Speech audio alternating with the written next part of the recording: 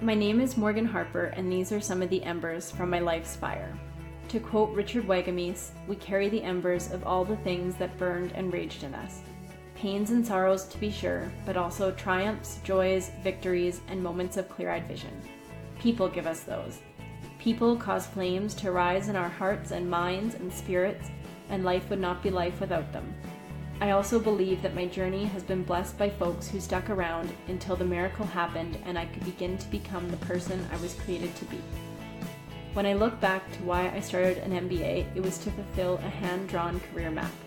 I had a vision. I was identified at work as a high-potential employee, and career was everything. In early 2016, I was accepted into the MBA program. It was a piece in the puzzle I needed. While I volunteered, hung out with friends, and worked on renovating my house, getting to the next level at work was my true passion and what fueled me. Or so I thought. In July 2016, just as I was getting to start the program, I found out my mom had stage 4 cancer with months to live. This was the beginning of a change for me. In the midst of the start of the program, spending time with my mom and managing healthcare affairs, I was promoted to a new role within my company. I was truly stretched to my limit.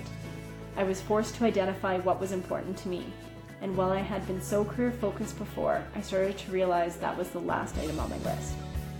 Looking at the fire within, I started to appreciate the embers of my fire, those individuals and moments that truly made me who I am and what fueled me.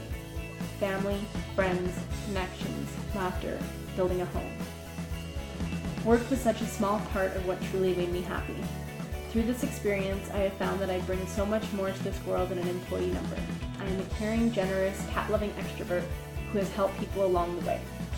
After my mom's passing in February 2017, I began searching for more of what my true purpose in life is. I began finding authors like Richard Wagamese and Bronnie Ware. I began looking at the days as they are given to us with no guarantee on how long we will have. After much reflection, I decided it was time to make my actions in life match my beliefs. If I truly believed that the work I was doing was not that important to me, then why was I there? Why was I dreading 5 days in a week and only living for 2? So, I quit my job. Now I am working on continuing to build a business with my husband, focusing more on my MBA, and transforming our house into a home. Things that truly fuel and inspire me. My actions in life are starting to match where I want to be. Now when I define success, it is the relationships I cherish. I want my life to be about relationships, not things or titles. In 10 to 20 years, I plan to be a loving wife, mother, friend, and active community volunteer.